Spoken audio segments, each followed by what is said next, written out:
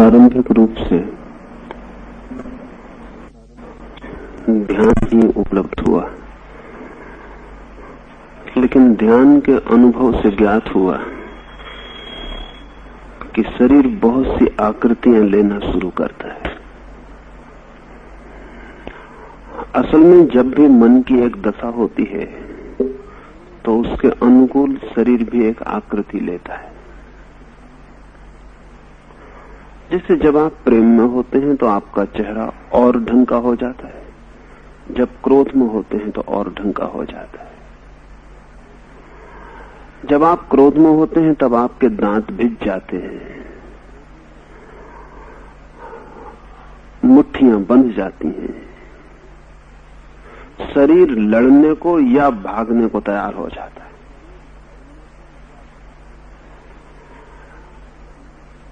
ऐसे ही जब आप क्षमा में होते हैं तब मुट्ठी कभी नहीं बनती, हाथ खुला हुआ हो जाता है। क्षमा का भाव अगर कोई आदमी में हो तो वो क्रोध की भांति मुट्ठी बांध के नहीं रह सकता।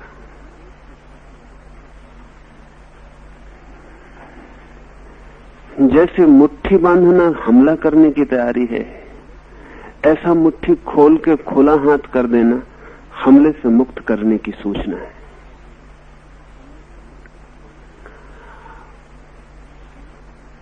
वो दूसरे को अभय देना है, मुट्ठी बांधना दूसरे को भय देना है।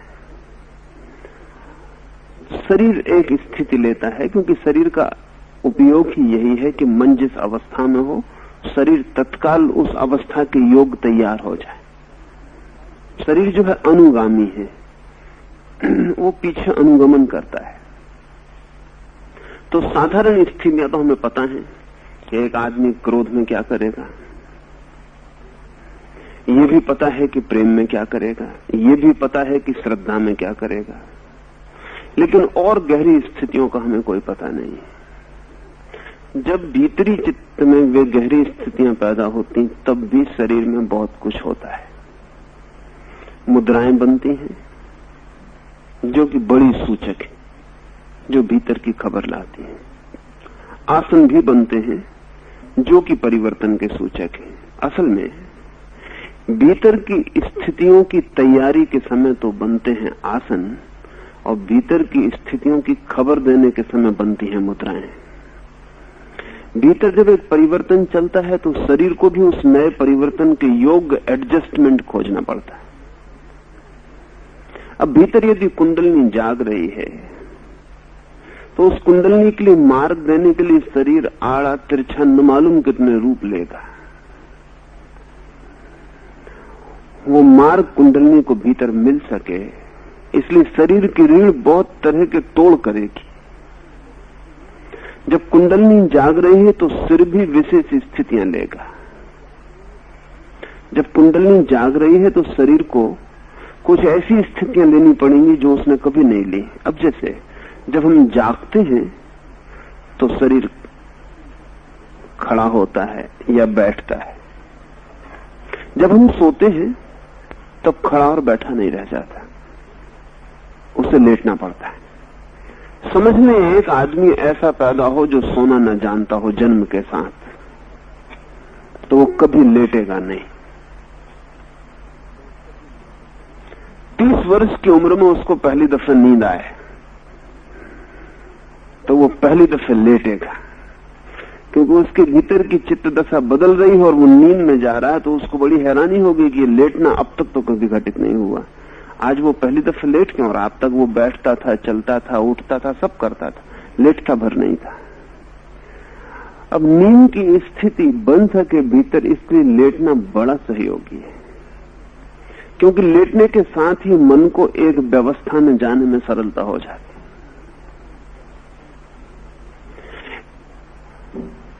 लेटने में भी अलग अलग व्यक्तियों की अलग अलग स्थितियां होती हैं, एक सी नहीं होती, क्योंकि अलग अलग व्यक्तियों के चित्त भिन्न होते हैं।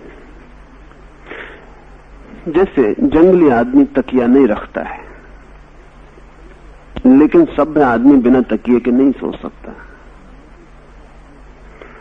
जंगली आदमी इतना कम सोचता है कि उसके सिर की तरफ खून का प्रवाह बहुत कम होता है, और नींद के लिए जरूरी है कि सिर की तरफ खून का प्रवाह कम हो जाए। अगर प्रवाह ज्यादा है तो नींद नहीं आएगी, क्योंकि सिर के स्नायु शिथिल नहीं हो पाएंगे, विश्राम में नहीं जा पाएंगे, उनमें खून दौड़ता रहेगा। इसलिए आप तकिए पे तकिए रखता चले जाते हैं। जैसा आदमी शिक्षित होता है सुसंस्कृत, तकिए ज्यादा होते जाते हैं, क्योंकि गर्दन इतनी ऊंची होनी चाहिए कि खून भीतर न चला जाए सिर के। जंगली आदमी बिना इसके सो सकता है। ये हमारे शरीर की स्थितियां हमारे भीतर की स्थितियों के अनुकूल खड़ी होती हैं। तो आसन बनने शुरू होते हैं तुम्हारे भीतर की ऊर्जा के जागरण और विभिन्न रूपों में गति करने से। विभिन्न चक्र भी शरीर को विभिन्न आसनों में ले जाते हैं। और मुद्राएं पैदा होती हैं जब तुम्हारे भीतर एक स्थिति बनने लगती है, तब भी तुम्हारे हाथ, तुम्हारे चेहरे, तुम्हारे आंख की पलकों, सबकी मुद्राएं बदल जाती। ये ध्यान में होता है। लेकिन इससे उल्टी बात भी स्वाभाविक ख्याल में आई कि यदि हम इन क्रियाओं को करें तो क्या ध्यान हो जाएगा? इसे थोड़ा समझना जरूरी है। ध्यान में ये क्रियाएं होती हैं, लेकिन फिर भी अनिवार्य नहीं है। यानी ऐसा नहीं है कि सभी साधकों को एक सी क्रिया हो। एक कंडीशन ख्याल में रखनी जरूरी है, क्योंकि प्रत्येक साधक की स्थिति अलग है और प्रत्येक साधक की चित्त की और शरीर की स्थिति भी भिन्न है। तो सभी साधकों को ऐसा होगा ऐसा नहीं है। अब जैसे किसी साधक के चित्त में, मस्तिष्क में अगर खून की गति बहुत कम है और कुंडलिनी जागरण के लिए सिर में खून की गति की ज्यादा जरूरत है उसके शरीर को, तो वो तत्काल शीर्षासन में चला जाएगा अनजाने। लेकिन सभी नहीं चले जाएंगे, क्योंकि सभी के सिर में खून की स्थिति और अनुपात अलग अलग है, सबकी अपनी जरूरत अलग अलग है। तो प्रत्येक साधक की स्थिति के अनुकूल बनना शुरू होगा और सबकी स्थिति एक जैसी नहीं है। तो एक तो ये फर्क पड़ेगा कि जब ऊपर से कोई आसन करेगा तो हमें कुछ भी पता नहीं है कि वो उसकी जरूरत है या नहीं है। कभी सहायता भी पहुंचा सकता है, कभी नुकसान भी पहुंचा सकता है। अगर वो उसकी जरूरत नहीं है तो नुकसान पड़ेगा, अगर उसकी जरूरत है तो फायदा पड़ जाएगा, लेकिन वो अंधेरे में रास्ता होगा। एक कठिनाई। दूसरी कठिनाई और है, और वो ये है कि हम जो भीतर होता है उसके साथ जब बाहर कुछ होता है तब तो भीतर से ऊर्जा बाहर की तरफ सक्रिय होती है। जब हम बाहर कुछ करते हैं तब वो केवल अभिनय होके भी रह जा सकता है। जैसे कि मैंने कहा, जब हम क्रोध में होते हैं तो मुट्ठियां बन जाती, लेकिन मुट्ठियां बन जाने से क्रोध नहीं आ जाता। हम मुट्ठियां बांध के बिल्कुल अभिनय कर सकते हैं, भीतर क्रोध बिल्कुल ना आए। फिर भी अगर भीतर क्रोध लाना हो तो मुट्ठियां बांधना सहयोगी सिद्ध हो सकता है। अनिवार्यतः भीतर क्रोध पैदा होगा ये नहीं कहा जा सकता, लेकिन मुट्ठी न बांधने और बांधने में अगर चुनाव करना हो तो बांधने में क्रोध के पैदा होने की संभावना बढ़ जाएगी बजाय मुट्ठी खुले होने के। तो इतनी थोड़ी सी सहायता मिल सकती है। जैसे एक आदमी शांत स्थिति में आ गया तो उसके हाथ की शांत मुद्राएं बनेंगी, लेकिन एक आदमी हाथ की शांत मुद्राएं बनाता रहे तो चित्त अनिवार्य रूप से शांत होगा ये नहीं। हाँ, फिर भी चित्त को शांत होने में सहायता मिलेगी, क्योंकि शरीर तो अपनी अनुकूलता जाहिर कर देगा कि हम तैयार हैं। अगर चित्त को बदलना हो तो वो बदल जाए, लेकिन फिर भी सिर्फ शरीर की अनुकूलता से चित्त नहीं बदल जाएगा। और उसका कारण यह है कि चित्त तो आगे है, शरीर सदा अनुगामी है। इसलिए चित्त बदलता है तब तो शरीर बदलता ही है, लेकिन शरीर के बदलने से सिर्फ चित्त के बदलने की संभावना भर पैदा होती, बदलाहट नहीं हो जाती। तो इसलिए भ्रांति का डर है कि कोई आदमी आसन ही करता रहे, मुद्राएं ही सीखता रहे और समझ ले कि बात पूरी हो गई। ऐसा हुआ है, हजारों वर्षों तक ऐसा हुआ है कि कुछ लोग आसन मुद्राएं ही करते रहे और समझते हैं कि योग साध रहे हैं। धीरे धीरे योग से ध्यान तो ख्याल से उतर गया। अगर कहीं तुम किसी से कहो कि वहां योग की साधना होती तो जो ख्याल आता है वो ये है कि आसन प्राणायाम इत्यादि होता होगा। तो इसलिए मैं जरूर ये कहता हूं कि अगर साधक की जरूरत समझी जाए तो उसके शरीर की कुछ स्थितियां उसके लिए सहयोगी बनाई जा सकती हैं, लेकिन इनका कोई अनिवार्य परिणाम नहीं है। और इसलिए काम सदा भीतर से ही शुरू करने के मैं पक्ष में हूं, बाहर से शुरू करने के पक्ष में नहीं हूं। भीतर से शुरू होना चाहिए। फिर अगर भीतर से शुरू होता हो तो समझा जा सकता है। जैसे कि मुझे लगता है एक साधक ध्यान में बैठा है और मुझे लगता है कि उसका रोना फूटना चाहता है, लेकिन वो रोक रहा है। अभी मुझे दिखाई पड़ रहा है कि अगर वो रो ले 10 मिनट तो उसकी गति हो जाए, एक कैथारसिस हो जाए, एक रेचन हो जाए उसका, लेकिन वो रोक रहा है, वो संभाल रहा है अपने को कहीं रोना न निकल जाए। इस साधक को अगर हम कहें कि अब तुम रोको मत, तुम अपनी तरफ से ही रो लो, तुम रो, तो ये 2 मिनट तक तो अभिनय की तरह रोएगा। 30 मिनट से इसका रोना सही और ठीक हो जाएगा, ऑथेंटिक हो जाएगा, क्योंकि रोना तो भीतर से फूटना ही चाह रहा था, ये रोक रहा था।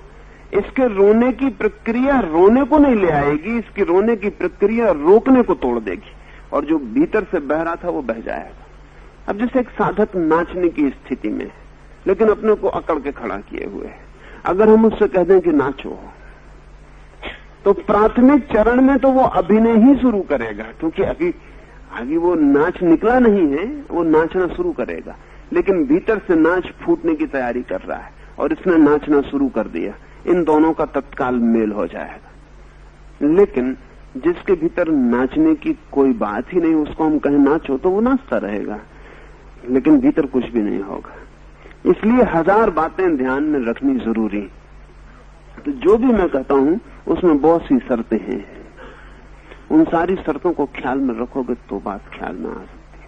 और अगर इनको ख्याल में न रखनी हो तो सबसे सरल ये है कि भीतर से यात्रा शुरू करो और बाहर से जो भी होता हो उसे रोको मत। बस इतना पर्याप्त है।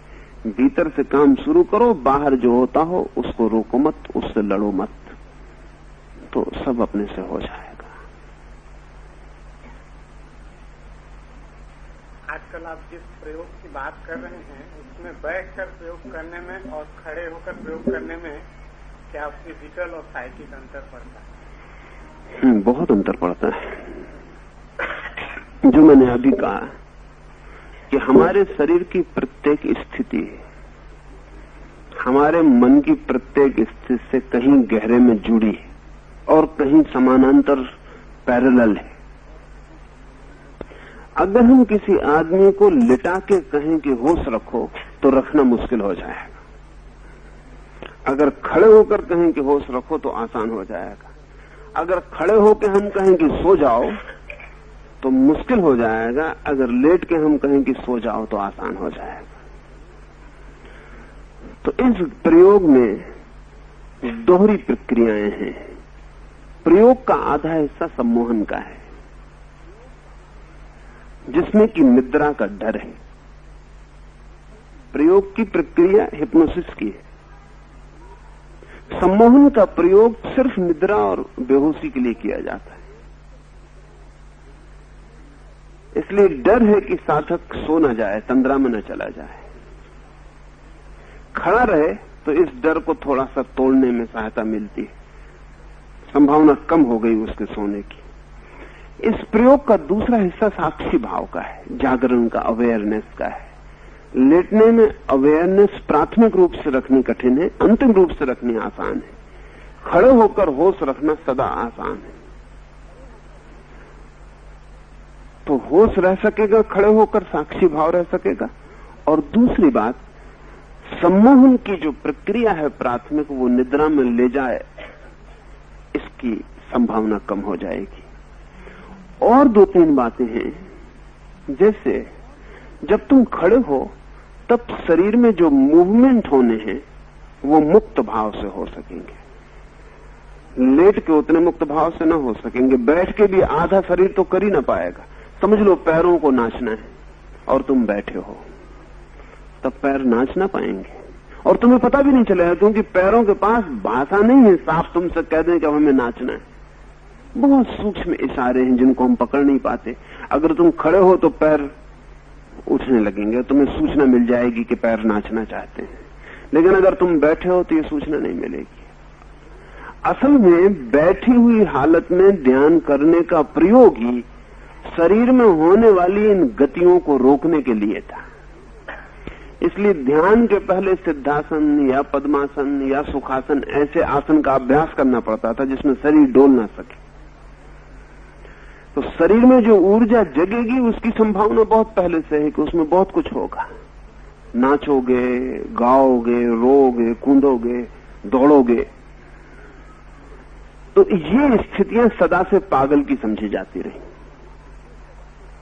कोई दौड़ रहा है, नाच रहा है, रो रहा है, चिल्ला रहा है, ये स्थितियां पागल की समझी जाती रही।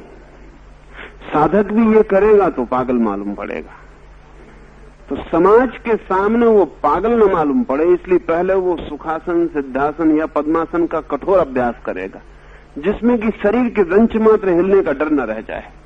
और जो बैठक है पद्मासन की या सिद्धासन की, वो ऐसी है कि उसमें तुम्हारे पैर जकड़ जाते, जमीन पर तुम्हारा आयतन ज्यादा हो जाता, ऊपर तुम्हारा आयतन कम होता जाता। तुम एक मंदिर की भांति हो जाते हो, जो नीचे चौड़ा है, एक पिरामिड की भांति, और ऊपर सकरा है। मूवमेंट की संभावना सबसे कम हो जाती। मूवमेंट की सर्वाधिक संभावना तुम्हारे खड़े होने में है, जबकि नीचे कोई जड़ बना के चीज नहीं बैठ गई है। तो तुम्हारी जो पालथी है वो नीचे जड़ बनाने का काम करती। जमीन के ग्रेविटेशन पर तुम्हारा बहुत बड़ा हिस्सा शरीर का हो जाता है, वो उसे पकड़ लेता है। फिर हाथ भी तुम इस भांति से रखते हो कि उनमें डोलने की संभावना कम रह जाती। फिर रीढ़ को भी सीधा और स्थिर रखना है, और पहले इस आसन का अभ्यास करना है काफी। जब इसका अभ्यास हो जाए तब ध्यान में जाना है। मेरी दृष्टि में इससे उल्टी बात है। मेरी दृष्टि में बात यह है कि पागल और हम में कोई बुनियादी फर्क नहीं है। हम सब दबे हुए पागल हैं, सप्रेस्ड इंसेनिटी है हमारी, या कहना चाहिए हम जरा नॉर्मल ढंग के पागल हैं, या कहना चाहिए कि हम औसत पागल हैं, एवरेज पागल हैं। हमारा सब पागलों से तालमेल खाता है।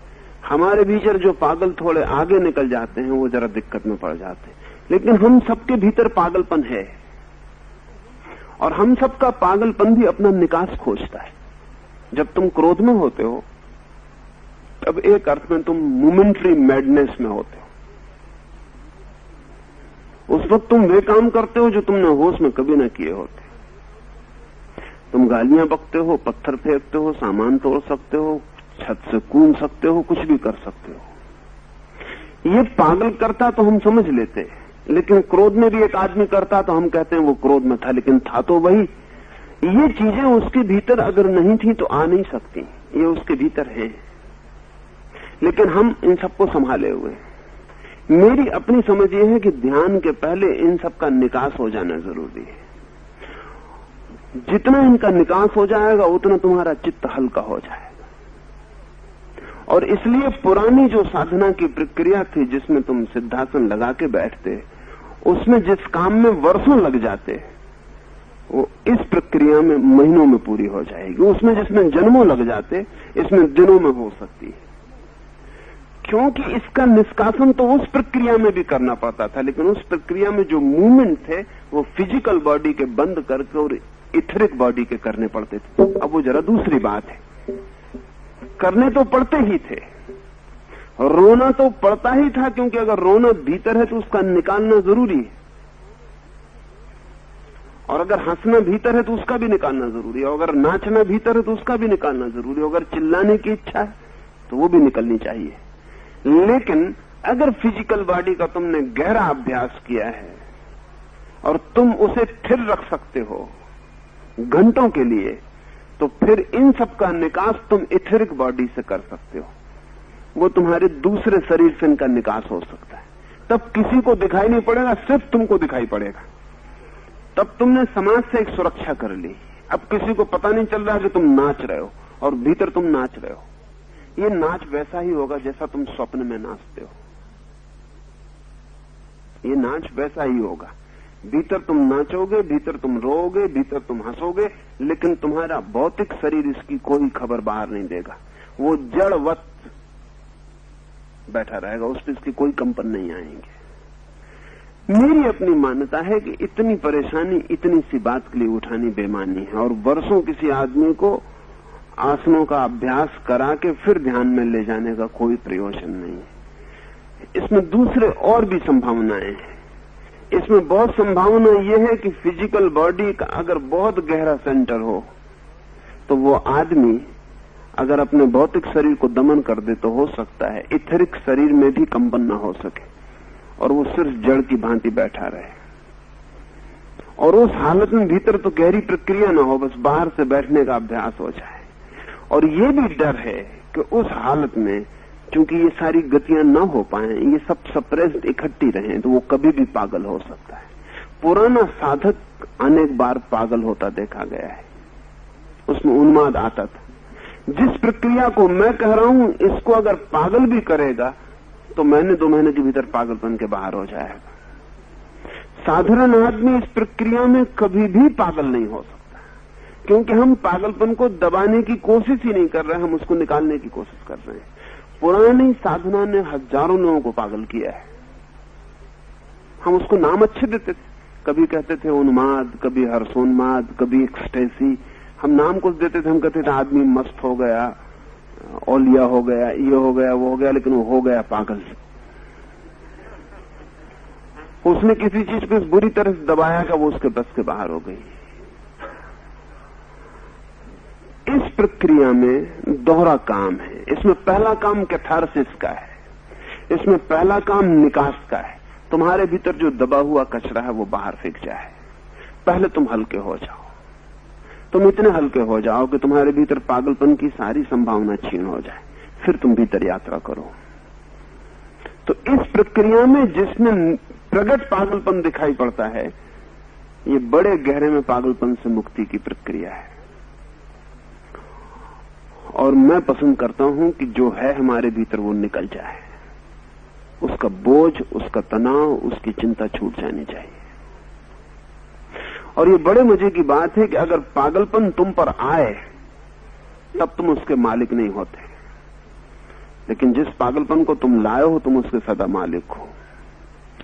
और एक बार तुम्हें पागलपन की मालिकियत का पता चल जाए तो तुम पर वो पागलपन कभी नहीं आ सकता जो तुम्हारा मालिक हो जाए। अब एक आदमी अपनी मौत से नाच रहा है, गा रहा है, चिल्ला रहा है, रो रहा है, हंस रहा है, वो सब कर रहा है जो पागल करता है, लेकिन सिर्फ एक फर्क है कि पागल पे ये घटनाएं होती हैं, वो कर रहा है, उसके कोऑपरेशन के बिना ये नहीं हो रही। वो एक सेकंड में चाहे कि बस, तो सब बंद हो जाता है। इस पर अब पागलपन कभी उतर नहीं सकता, क्योंकि पागलपन को इसने जिया है, देखा है, परिचित हुआ है। ये उसकी वॉलंटरी स्वेच्छा की चीज हो गई। पागल होना भी उसकी स्वेच्छा के अंतर्गत आ गया। हमारी सभ्यता ने हमें जो भी सिखाया है उसमें पागलपन हमारी स्वेच्छा के बाहर हो गया, वो नॉन वॉलंटरी हो गया। तो जब आता है तब हम कुछ भी नहीं कर सकते। तो इस प्रक्रिया को आने वाली सभ्यता के लिए मैं बहुत कीमती मानता हूं, क्योंकि आने वाली पूरी सभ्यता रोज पागलपन की तरफ बढ़ती चली जाती है, और प्रत्येक व्यक्ति को पागलपन के निकास की जरूरत है, और कोई उपाय भी नहीं है। अगर वो 1 घंटे ध्यान में उसको निकालता है तो लोग उसके लिए धीरे धीरे राजी हो जाते हैं, वो जानते हैं कि वो ध्यान कर रहा है। अगर इसको सड़क पर निकालता है तो पुलिस उसको पकड़ के ले जाएगी। अगर इसको क्रोध में निकालता है तो संबंध बिगड़ते हैं, कुरूप होते हैं। इस किसी से झगड़े में निकालता है, निकालता तो है ही, निकालेगा तो ही, नहीं तो मुश्किल में पड़ जाएगा। निकालता रहेगा, तरकीबें खोजता रहेगा, कभी शराब पी के निकाल लेगा, कभी जाके ट्विस्ट करके निकाल लेगा। लेकिन उतना उपद्रव क्यों लेना, उतना उपद्रव क्यों लेना? अब ट्विस्ट है या और तरह के नाच है, वो सब आकस्मिक नहीं है। मनुष्य का शरीर भीतर से मूव करना चाहता, हमारे पास मूवमेंट की कोई जगह नहीं रह गई, तो वो इंतजाम करता, फिर इंतजाम में और जाल बनते, बिना इंतजाम के निकाल ले। तो ध्यान जो है वो बिना इंतजाम के निकालना है। हम कोई इंतजाम नहीं कर रहे हैं उसको, हम सिर्फ निकाल रहे हैं, और हम मानते हैं कि वो भीतर है और निकल जाना चाहिए। अगर हम एक एक बच्चे को शिक्षा के साथ इस कैथारसिस को भी सिखा सकें तो दुनिया में पागल की संख्या एकदम गिराई जा सकती, पागल होने की बात ही खत्म की जा सकती, लेकिन वो रोज बढ़ती जा रही है। और जितनी सभ्यता बढ़ेगी उतनी बढ़ेगी, क्योंकि सभ्यता उतना ही सिखाएगी रोको। सभ्यता न तो जोर से हंसने देती, न जोर से रोने देती, न नाचने देती, न चिल्लाने देती। सभ्यता सब तरफ से दबा डालती, और तुम्हारे भीतर जो जो होना चाहिए वो रुकता जाता, फिर फूटता है, और जब वो फूटता तब तुम्हारे बस के बाहर हो जाता। तो कैथारसिस इसका पहला हिस्सा है जिसमें इसको निकालना है। इसलिए मैं शरीर के खड़े होने के पक्ष में हूं, क्योंकि तब शरीर की जरा सी भी गति तुम्हें पता चलेगी और तुम गति कर पाओगे, तुम पूरे मुक्त हो जाओगे। इसलिए मैं साधक के पक्ष में हूं कि वह जब अपने कमरे में करता हो, कमरा बंद रखे, न केवल खड़ा हो बल्कि नग्न भी हो, क्योंकि वस्त्र भी उसको न रोकने वाले बने। वो सब तरह से स्वतंत्र हो गति करने को। जरा सी गति और उसकी सारे व्यक्तित्व में कहीं कोई अवरोध ना हो जो उसे रोक रहा है, तो बहुत शीघ्रता से ध्यान में गति हो जाएगी। और जो हठ योग और दूसरे योगों ने जन्मों में किया था, वर्षों में किया था, वो इस ध्यान के प्रयोग से दिनों में हो सकता है। और अब दुनिया में वर्षों और जन्मों वाले योग नहीं टिक सकते। अब लोगों के पास दिन और घंटे भी नहीं है, और अब ऐसी प्रक्रिया चाहिए जो तत्काल फलदायी मालूम होने लगे कि एक आदमी अगर 7 दिन का संकल्प कर ले तो फिर 7 दिन में ही उसे पता चल जाए कि हुआ है बहुत कुछ, वो आदमी दूसरा हो गया है।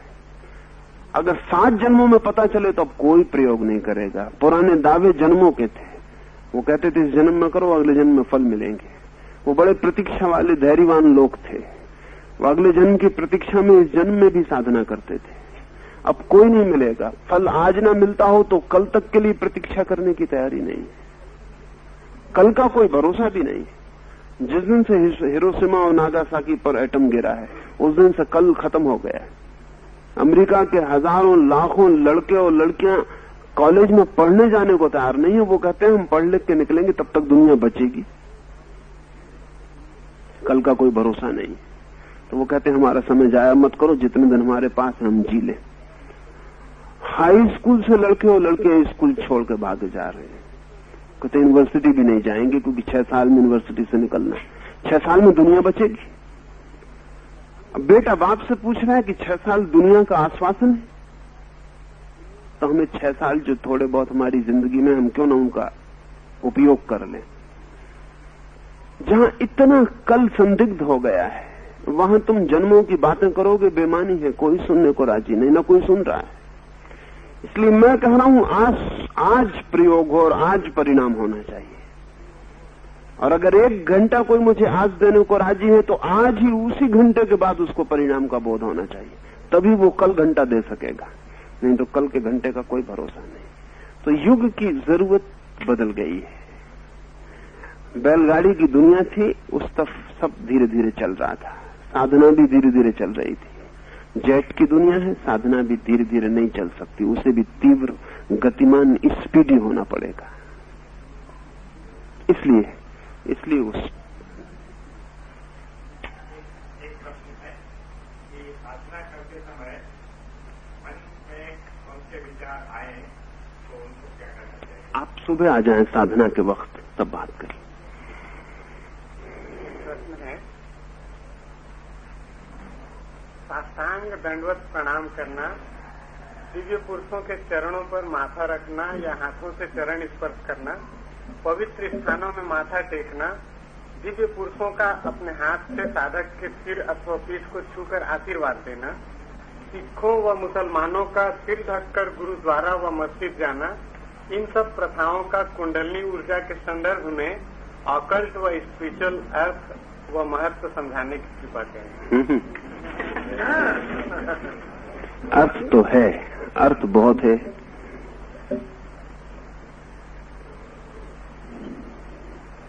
जैसे मैंने कहा, जब हम क्रोध से भरते हैं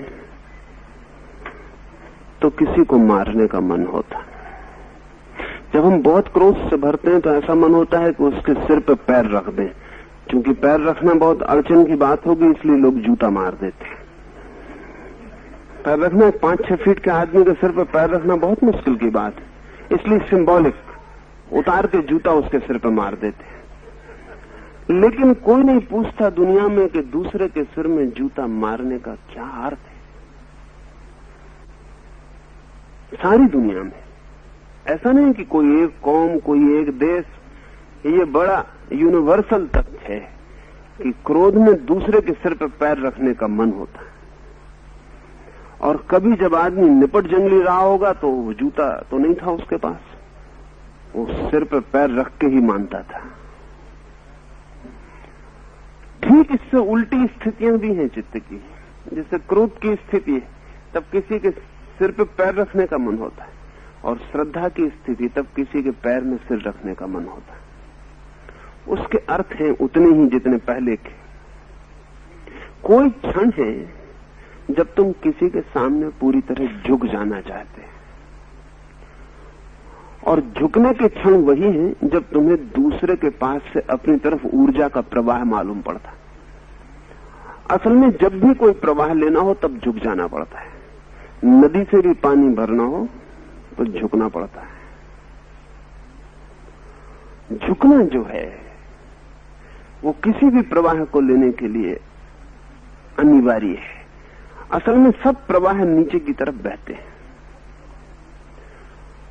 तो ऐसे किसी व्यक्ति के पास अगर लगे किसी को कि कुछ बह रहा है उसके भीतर, और कभी लगता है, तो उस क्षण में उसका सिर जितना झुका हो उतना सार्थक है। फिर शरीर से जो ऊर्जा बहती है वो उसके उन अंगों से बहती है जो पॉइंटेड है, जैसे हाथ की अंगुलियां या पैर की अंगुलियां। सब जगह से ऊर्जा नहीं बहती। शरीर की जो विद्युत ऊर्जा है या शरीर से जो शक्तिपात है या शरीर से जो भी शक्तियों का प्रवाह है वो हाथ की अंगुलियों या पैर की अंगुलियों से होता है, पूरे शरीर से नहीं होता। असल में वहीं से होता है जहां नुकीले हिस्से, वहां से शक्ति और ऊर्जा बहती है। तो जिसे लेना है ऊर्जा वो तो पैर की अंगुलियों पर सिर रख देगा, और जिससे देना है ऊर्जा वो हाथ की अंगुलियों को दूसरे के सिर पर रख देगा। ये बड़ी आकल्ट और बड़ी गहरी विज्ञान की बातें थी। स्वभावतः बहुत से लोग नकल में उन्हें करेंगे। हजारों लोग सिर पर पैर रखेंगे जिन्हें कोई प्रयोजन नहीं। हजारों लोग किसी के सिर पर हाथ रख देंगे जिन्हें कोई प्रयोजन नहीं है। और तब जो एक बहुत गहरा सूत्र था धीरे धीरे औपचारिक बन जाएगा, और जब लंबे अरसे तक वो औपचारिक और फॉर्मल होगा तो उसकी बगावत भी शुरू होगी। कोई कहेगा कि सब क्या बकवास है, पैर पर रखने से सिर क्या होगा, सिर पर हाथ रखने से क्या होगा। 100 में 99 मौके पर बकवास है, हो गई है बकवास। क्योंकि 100 में 1 मौके पर अब भी सार्थक है, और कभी तो 100 में 100 मौके पर ही सार्थक थी, क्योंकि कभी वो स्पॉन्टेनियस एक्ट था। ऐसा नहीं था कि तुम्हें औपचारिक रूप से लगे तो किसी के पैर छुओ, नहीं, किसी क्षण में तुम न रुक पाओ और पैर में गिरना पड़े तो रुकना मत, तो गिर जाना। और ऐसा नहीं था कि किसी को आशीर्वाद देना है तो उसके सिर पर हाथ रखो ही, ये उसी क्षण रखना था जब तुम्हारा हाथ बोझिल हो जाए और बरसने को तैयार हो जाए और उससे कुछ बहने को राजी हो और दूसरा लेने को तैयार हो, तभी रखने की बात थी। मगर सभी चीजें धीरे धीरे प्रतीक हो जाती, और जब प्रतीक हो जाती तो बेमानी हो जाती, और जब बेमानी हो जाती तो उनके खिलाफ बातें चलने लगती हैं, और वो बातें बड़ी अपील करती हैं, क्योंकि जो बातें बेमानी हो गई हैं उनके पीछे का विज्ञान तो खो गया होता है तो बहुत सार्थक। और फिर जैसा मैंने पीछे तुम्हें कहा, ये तो जिंदा आदमी की बात हुई, ये जिंदा आदमी की बात हुई। एक महावीर, एक बुद्ध, एक जीसस के चरणों में कोई सिर रख के पड़ गया है और उसने अपूर्व आनंद का अनुभव किया, उसने एक वर्षा अनुभव की है जो उसके भीतर हो गई। इसे कोई बाहर नहीं देख पाएगा, ये घटना बिल्कुल आंतरिक है। उसने जो जाना है वो उसकी बात है। और दूसरे अगर उससे प्रमाण भी मांगेंगे तो उसके पास प्रमाण भी नहीं है। असल में सभी आकल्ट फेनोमेना के साथ ये कठिनाई है कि व्यक्ति के पास अनुभव होता है लेकिन समूह को देने के लिए प्रमाण नहीं होता, और इसलिए वो ऐसा मालूम पड़ने लगता है कि अंधविश्वासी होगा। क्योंकि वो आदमी कहता है कि भाई बता नहीं सकते कि क्या होता है, लेकिन कुछ होता है। जिसको नहीं हुआ है वो कहता है कि हम कैसे मान सकते हैं, हमें नहीं हुआ है, तुम किसी भ्रम में पड़ गए हो, किसी भूल में पड़ गए हो। और फिर हो सकता है जिसको ख्याल है कि नहीं होता है वो भी जाके जीसस के चरणों में सिर रखे, उसे नहीं होगा तो वो लौट के कहेगा कि गलत कहते हो, मैंने भी उन चरणों पर सिर रख के देख लिया।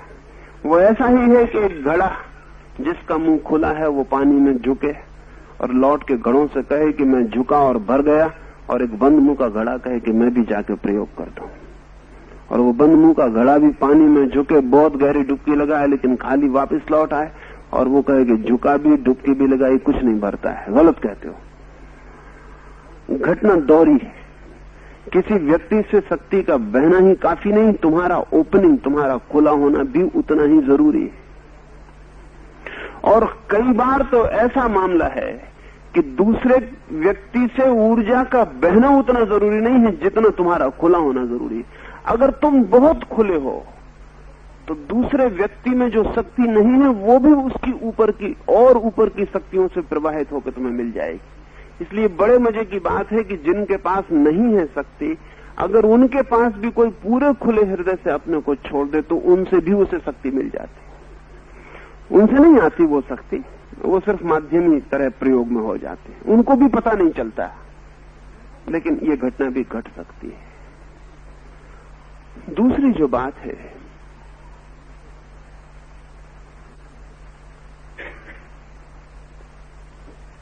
सिर में कुछ बांध के गुरुद्वारा या किसी मंदिर या किसी पवित्र जगह में प्रवेश की बात है।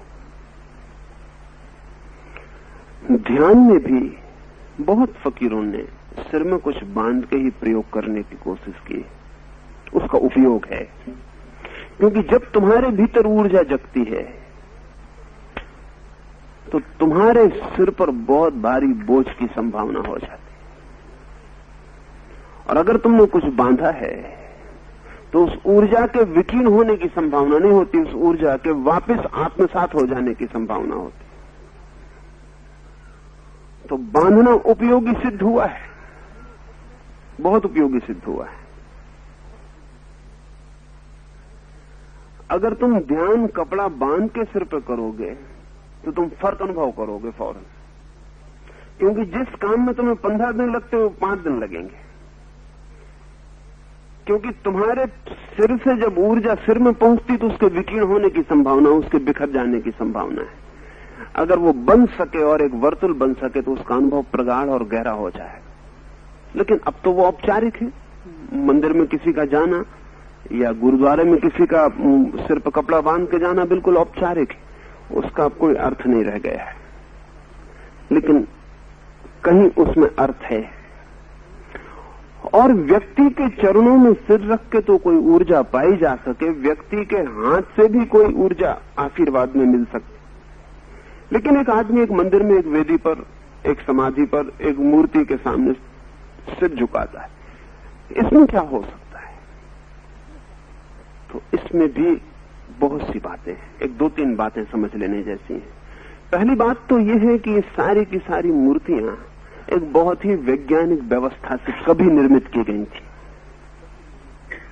जैसे कि समझें कि मैं मरने लगूं और 10 आदमी मुझे प्रेम करने वाले हैं, जिन्होंने मेरे भीतर कुछ पाया और खोजा और देखा था, और मरते वक्त वो मुझसे पूछते हैं कि पीछे भी हम आपको याद करना चाहें तो कैसे करें। तो एक प्रतीक तय किया जा सकता है मेरे और उनके बीच, जो मेरे शरीर के गिर जाने के बाद उनके काम आ सके। एक प्रतीक तय किया जा सकता है, वो कोई भी प्रतीक हो सकता है। वो एक मूर्ति हो सकती है, एक पत्थर हो सकता है, एक वृक्ष हो सकता है, एक चबूतरा हो सकता है, मेरी समाधि हो सकती है, कब्र हो सकती है, मेरा कपड़ा हो सकता है, मेरी खड़ाऊ हो सकती है, कुछ भी हो सकता है। लेकिन वो मेरे और उन दोनों के बीच तय होना चाहिए। वो एक समझौता है, वो उनके अकेले से तय नहीं होगा। उसमें मेरी गवाही और मेरी स्वीकृति और मेरे हस्ताक्षर होने चाहिए कि मैं उनसे कहूं कि अगर तुम इस चीज को सामने रख के स्मरण करोगे तो मैं अभौतिक स्थिति में भी मौजूद हो जाऊंगा। ये मेरा वायदा होना चाहिए। तो इस वायदे के अनुकूल काम होता है, बिल्कुल होता है। इसलिए ऐसे मंदिर हैं जो जीवित हैं और ऐसे मंदिर हैं जो मृत हैं। मृत मंदिर वे हैं जो एक तरफा बनाए गए हैं, जिनमें दूसरी तरफ का कोई आश्वासन नहीं। हमारा दिल है हम एक बुद्ध का मंदिर बना लें, वो मृत मंदिर होगा, क्योंकि दूसरी तरफ से कोई आश्वासन नहीं। जीवित मंदिर भी जिनमें दूसरी तरफ से आश्वासन भी, और उस आश्वासन के आधार पर उस आदमी का वचन। तिब्बत में एक, अब तो जगह मुश्किल में पड़ गई, लेकिन तिब्बत में एक जगह थी जहां बुद्ध का आश्वासन पिछले 2500 वर्ष से निरंतर पूरा हो रहा है। 500 आदमियों की, 500 लामाओं की एक छोटी समिति।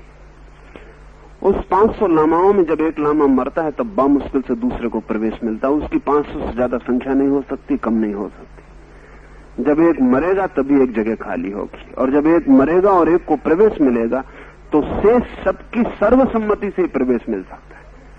माने एक आदमी भी इंकार करने वाला हो तो प्रवेश नहीं मिल सकेगा। वो जो 500 लोगों की समिति है वो बुद्ध पूर्णिमा के दिन एक विशेष पर्वत पर इकट्ठी होती है, और ठीक समय पर, निश्चित समय पर, जो समझौते का हिस्सा है, निश्चित समय पर बुद्ध की वाणी सुनाई पड़नी शुरू हो जाती। पर यह हर किसी पहाड़ पर नहीं होगा और हर किसी के सामने नहीं होगा। एक निश्चित समझौते के हिसाब से ये बात होगी। ये वैसा ही है जैसे कि तुम सांझ को सो और तुम संकल्प करके सो कि मैं सुबह ठीक 5 बजे उठाऊं, तब तुम्हें घड़ी की और अलार्म की कोई जरूरत नहीं होगी। तुम अचानक 5 बजे पाओगे कि नींद टूट गई है। और ये मामला इतना अद्भुत है कि इस वक्त तुम घड़ी मिला सकते हो अपने उठने से। इस वक्त घड़ी गलत हो सकती, तुम गलत नहीं हो सकते। तुम्हारे संकल्प का जो पक्का निर्णय हो तो तुम 5 बजे उठ जाओगे। अगर तुमने संकल्प पक्का कर लिया कि मुझे फला वर्ष में फला दिन मर जाना है, तो दुनिया की कोई ताकत तुम्हें नहीं रोक सकेगी, तुम उस क्षण चले जाओगे। मरने के बाद भी अगर तुम्हारे संकल्प की दुनिया बहुत प्रगाढ़ है तो तुम मरने के बाद भी अपने वायदे पूरे कर सकते हो। जैसे जीसस का मरने के बाद दिखाई पड़ना, वो वायदे की बात थी जो पूरी की गई। और इसलिए ईसाईयत बड़ी मुश्किल में है उसके पीछे कि फिर क्या हुआ, क्या नहीं हुआ, जीसस दिखाई पड़े या नहीं पड़े, रिसरेक्ट हुए कि नहीं। वो एक वायदा था जो पूरा किया गया, और जिनके लिए था उनके लिए पूरा कर दिया गया। तो ऐसे स्थान है, असल में ऐसे स्थान का नाम ही धीरे धीरे तीर्थ बन गया, जहां कोई जीवित वायदा हजारों साल से पूरा किया जा रहा था। फिर लोग वायदों को भी भूल गए और जीवित बात को भी भूल गए, समझौते को भी भूल गए। एक बात ख्याल रही कि वहां आना जाना है, और वो आते जाते रहे, और अब भी आ जा रहे हैं। मोहम्मद के भी वायदे हैं, और शंकर के भी वायदे हैं, और कृष्ण के भी वायदे हैं, बुद्ध महावीर के भी वायदे। वो सब वायदे हैं, खास जगहों से बंधे हुए, खास समय, खास घड़ी और खास मुहूर्त में उनसे संबंध फिर भी जोड़ा जा सकता है। तो उन स्थानों पर फिर सिर टेक देना पड़ेगा, और उन स्थानों पर फिर तुम्हें अपने को पूरा समर्पित कर देना होगा, तभी तुम संबंधित हो पाओगे। तो उनका भी उपयोग तो है, लेकिन सभी उपयोगी बातें अंततः औपचारिक हो जाती, और सभी उपयोगी बातें अंततः परंपरा बन जाती हैं और मृत हो जाती हैं और व्यर्थ हो जाती हैं। तब सबको तोड़ डालना पड़ता है ताकि फिर से नए वायदे किए जा सकें, और फिर से नए तीर्थ बन सकें, और नई मूर्तियों, नया मंदिर बन सके। वो सब तोड़ना पड़ता है, क्योंकि वो सब मृत हो जाता है, उसका हमें कुछ पता नहीं होता कि उसके पीछे कौन सी लंबी प्रक्रिया काम कर रही है।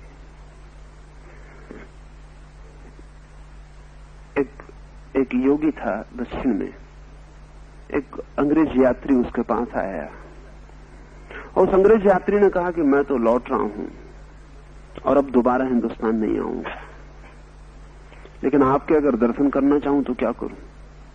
तो उस योगी ने अपना एक चित्र उसे दे दिया और कहा, जब भी तुम द्वार बंद करके अंधेरे में इस चित्र पर 5 मिनट एक टक आंख की पलक झपे बिना देखोगे तो मैं मौजूद हो जाऊंगा।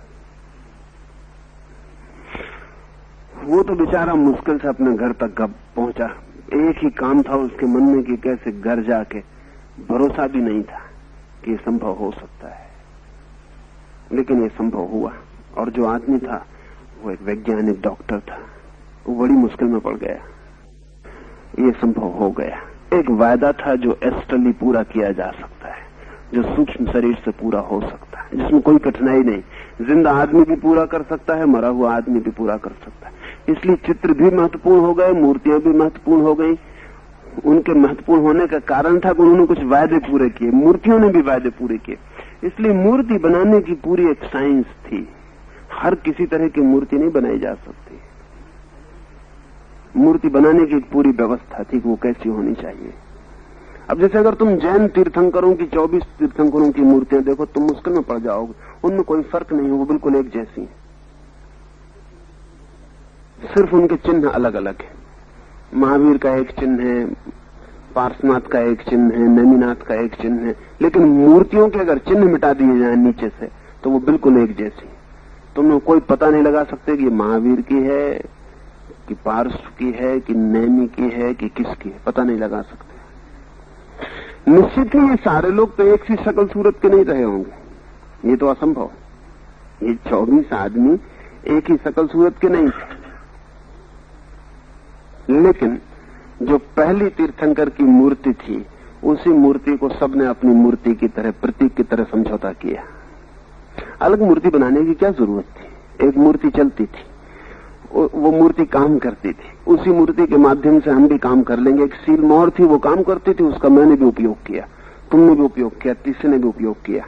लेकिन फिर भी भक्तों का मन जो महावीर को प्रेम करते थे, उन्होंने कहा कोई एक चिन्ह तो अलग हो, तो सिर्फ चिन्ह भर अलग कर लिए गए। किसी का सिंह चिन्ह है, किसी का कुछ है, किसी को कुछ, वो अलग कर लिया गया, लेकिन मूर्ति एक रही। और वो 24 मूर्तियां बिल्कुल एक सी मूर्तियां हैं, उनमें कोई फर्क नहीं, सिर्फ चिन्ह का फर्क है। लेकिन वो चिन्ह भी समझौते का अंग है। उस चिन्ह की मूर्ति से, उस चिन्ह से संबंधित व्यक्ति का ही उत्तर उपलब्ध होगा। वो चिन्ह एक समझौता है जो अपना काम करेगा। जैसे जीसस का चिन्ह क्रास है, वो काम करेगा। जैसे मोहम्मद ने इंकार किया कि मेरी मूर्ति मत बनाना, मेरी मूर्ति मत बनाना। असल में मोहम्मद के वक्त तक इतनी मूर्तियां बन गई थी कि मोहम्मद एक बिल्कुल ही दूसरा प्रतीक दे के जा रहे थे अपने मित्रों को कि मेरी मूर्ति मत बनाना, मैं बिना मूर्ति की, अमूर्ति में तुमसे संबंध बना लूंगा। मेरी मूर्ति बनाना ही मत, तुम मेरा चित्र ही मत बनाना, मैं तुमसे बिना चित्र, बिना मूर्ति के संबंधित हो जाऊंगा। ये भी एक गहरा प्रयोग था और बड़ा हिम्मतवर प्रयोग था, बहुत हिम्मतवर प्रयोग था। लेकिन साधारण जन को बड़ी कठिनाई पड़ी मोहम्मद से संबंध बनाने में। इसलिए मोहम्मद के बाद हजारों फकीरों के कब्र और मकबरे और समाधियां उन्होंने बना ली, क्योंकि मोहम्मद से संबंध बनाने का तो उनकी समझ में नहीं आया कि कैसे बनाए। तब फिर उन्होंने कोई और आदमी की कब्र बना के उससे संबंध बनाया, फिर मकबरे बनाए। और जितनी मकबरों और कब्रों की पूजा मुसलमानों में चली, उतनी दुनिया में किसी में नहीं चली। उसका कुल कारण इतना था कि मोहम्मद की कोई पकड़ नहीं थी उनके पास जिससे वो सीधे संबंधित हो जाते, कोई रूप नहीं बना पाते थे, तो उनको दूसरा रूप तत्काल बनाना पड़ा और उस दूसरे रूप से उन्होंने संबंध जोड़ने शुरू किए। ये सारी की सारी एक वैज्ञानिक प्रक्रिया है। अगर विज्ञान की तरह उसे समझा जाए तो उसके अद्भुत फायदे हैं, और अंधविश्वास की तरह उसे समझा जाए तो बहुत आत्मघाती है।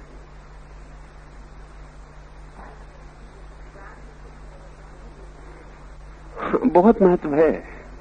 असल में प्राण प्रतिष्ठा का मतलब ही ये है, उसका मतलब ही ये है कि हम एक नई मूर्ति तो बना रहे हैं, लेकिन पुराने समझौते के अनुसार बना रहे हैं, और पुराना समझौता पूरा हुआ कि नहीं इसके इंगित मिलने चाहिए।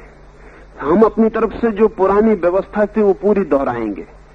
हम उस मूर्ति को अब मृत न मानेंगे, अब से हम उसे जीवित मानेंगे। हम अपनी तरफ से पूरी व्यवस्था कर देंगे जो जीवित मूर्ति के लिए की जानी थी, और अब सिंबॉलिक प्रतीक मिलने चाहिए कि वो प्राण प्रतिष्ठा स्वीकार हुई कि नहीं, वो दूसरा हिस्सा जो कि हमारे ख्याल में नहीं रह गया। अगर वो न मिले तो प्राण प्रतिष्ठा हमने तो की लेकिन हुई नहीं। उसके सबूत मिलने चाहिए। तो उसके सबूत के लिए चिन्ह खोजे गए थे कि वो सबूत मिल जाएं तो ही समझा जाए कि वो मूर्ति सक्रिय हो गई। ऐसा ही समझ लें कि आप घर में एक नया रेडियो इंस्टॉल करते हैं, तो पहले तो वो रेडियो ठीक होना चाहिए, उसकी सारी यंत्र व्यवस्था ठीक होनी चाहिए। उसको आप घर लाकर रखते हैं, बिजली से उसका संबंध जोड़ते हैं, फिर भी आप पाते हैं कि वो स्टेशन नहीं पकड़ता, तो प्राण प्रतिष्ठा नहीं हुई, वो जिंदा नहीं है, अभी मुर्दा ही है। अभी उसको फिर जांच पड़ताल करवानी पड़े, दूसरा रेडियो लाना पड़े या उसे ठीक करवाना पड़े। मूर्ति भी एक तरह का रिसीविंग पॉइंट है, जिसके साथ मरे हुए आदमी ने कुछ वायदा किया है, वो पूरा करता है। लेकिन आपने मूर्ति रख ली, वो पूरा करता है कि नहीं करता है, ये अगर आपको पता नहीं है और आपके पास कोई उपाय नहीं है इसको जानने का, तो मूर्ति है भी जिंदा कि मुर्दा आप पता नहीं लगा पाते। तो प्राण प्रतिष्ठा के दो हिस्से, एक हिस्सा तो पुरोहित पूरा कर देता है कि कितना मंत्र पढ़ना है, कितने धागे बांधने हैं, कितना क्या करना है, कितना सामान चढ़ाना है, कितना यज्ञ हवन, कितनी आग, सब कर देता। ये अधूरा है और पहला हिस्सा है। दूसरा हिस्सा जो कि पांचवें शरीर को उपलब्ध व्यक्ति ही कर सकता है, उसके पहले नहीं कर सकता। दूसरा हिस्सा कि वो कह सके कि हम मूर्ति जीवित हो गई, वो नहीं हो पाता। इसलिए हमारे अधिक मंदिर मरे हुए मंदिर हैं, जिंदा मंदिर नहीं है। और नए मंदिर तो सब मरे हुए ही बनते हैं, नया मंदिर तो जिंदा होते नहीं।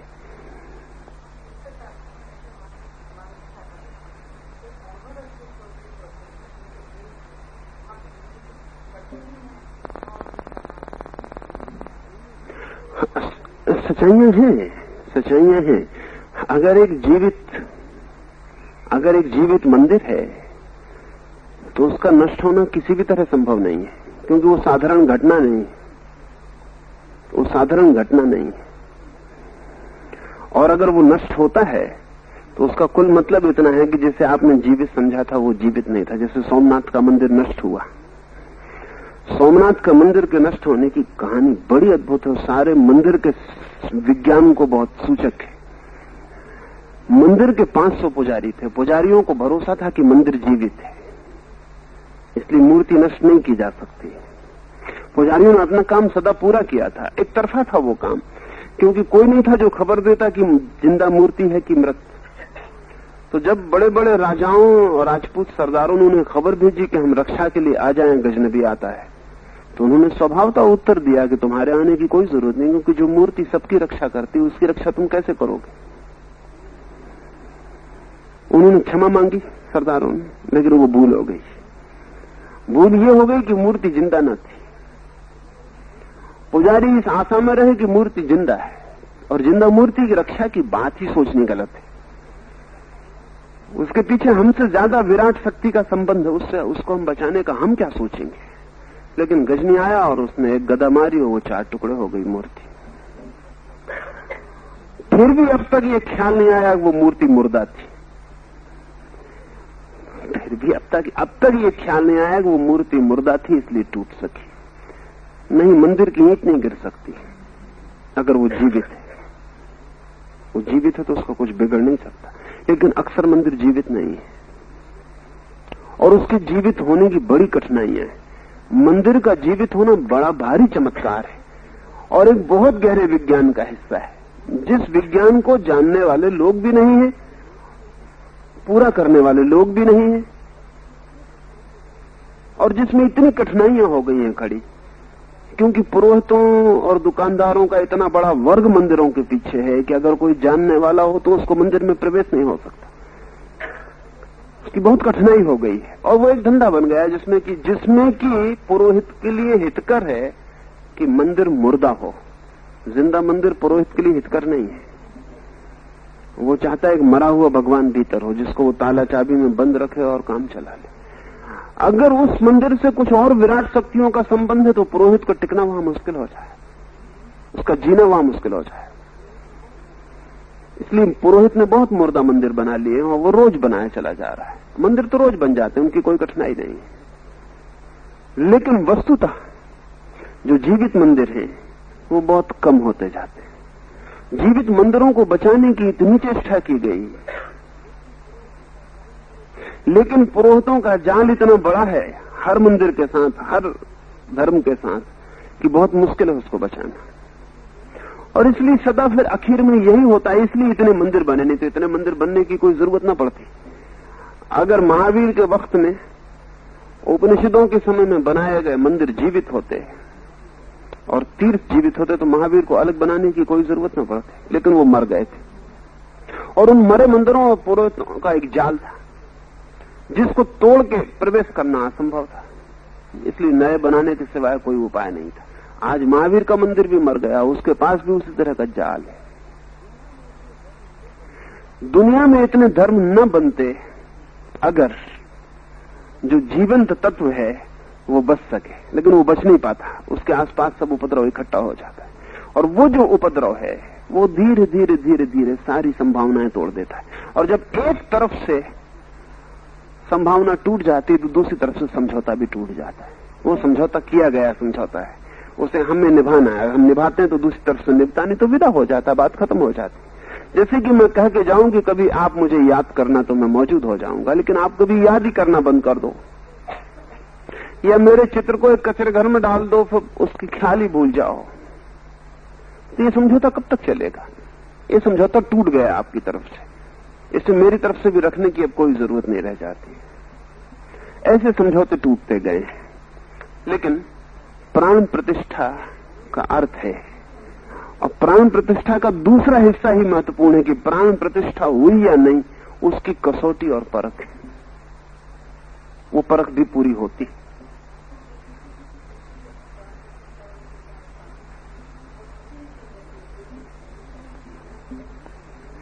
नहीं, पानी वगैरह से तो कुछ लेना देना नहीं है। पानी तो बिना मूर्ति की प्रतिष्ठा किए भी झरता रहता है, मूर्ति भी रखें तो भी झर सकता है, उसकी कोई बड़ी वो कोई बड़ा सवाल नहीं है। हाँ, तो यही हो गया ना, ये सब झूठे प्रमाण हैं जिनके आधार पर हम सोच लेते हैं कि प्रतिष्ठा हो गई। ये सब झूठे प्रमाण हैं जिनके आधार पर हम सोच लेते हैं कि प्रतिष्ठा हो गई। पानी वानी झरने से कोई लेना देना नहीं। जहां बिल्कुल पानी नहीं गिरता वहां भी जीवित मंदिर है, वहां भी हो सकते हैं। अब ये ज्यादा बात न चलानी तो मुश्किल हो जाए। प्रश्न है कि आध्यात्मिक साधना में दीक्षा का बहुत ही महत्वपूर्ण स्थान है, उसकी विशेष विधियां विशेष स्थितियों में होती हैं। बुद्ध और महावीर भी दीक्षा देते थे, अतः कृपया बताएं कि दीक्षा का क्या सूक्ष्म अर्थ है, दीक्षा कितने प्रकार की संभव है, उसका महत्व और उसकी उपयोगिता क्या है और उसकी आवश्यकता क्यों है?